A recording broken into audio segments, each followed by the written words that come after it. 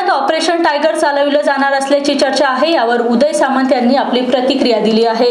ते म्हणाले की मिशन हे सांगून राबविले जात नाही, मात्र मुख्यमंत्री आणि उपमुख्यमंत्री एकनाथ शिंदे यांनी ज्या पद्धतीने काम केलं त्याकरता मिशन राबविण्याची गरज नाही।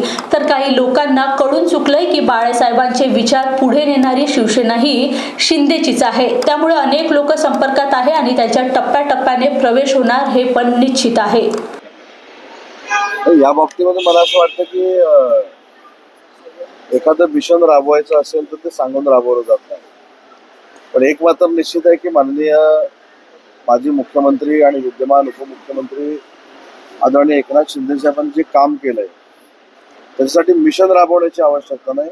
काही लोकांना कळून चुकलेलं आहे की आता वंदनीय बाळासाहेबांचा विचार पुढे नेणारी शिवसेना ही एकनाथ शिंदे साहेबांच्याच नेतृत्वाखाली चालते। त्याच्यामुळे अनेक लोक संपर्कामध्ये आहे हे निश्चित आहे आणि त्यांचा टप्प्याटप्प्यानं प्रवेश होणार आहे हे देखील निश्चित आहे। आणि माझ्यावर अजिबात टीका होत नाही। मी ज्या दिवशी सांगितलं होतं त्या दुसऱ्या दिवशी रत्नागिरीमध्ये तो कार्यक्रम करून दाखवलेला होता आणि आजही या मुद्द्यावर मी ठाम आहे। मी 90 दिवसामध्ये हे प्रवेश होणार होते असं सांगितलेलं होतं, दुसऱ्या दिवशी किंवा 24 तासामध्ये प्रवेश होणार असं सांगितलं नव्हतं। कदाचित आपला गैरसमज असेल।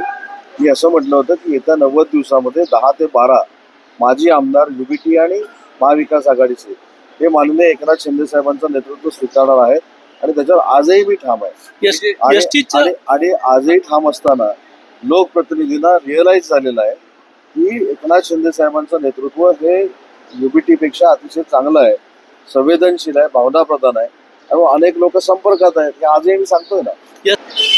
याबाबत मला असं वाटतं की कालच राज्याचे परिवहन मंत्री काल रात्रीच माननीय मुख्यमंत्री देवेंद्रजींना भेटलेले आहेत आणि या संदर्भातली परिवहन मंत्र्यांची भावना देवेंद्रजींनी ऐकून घेतलेली आहे।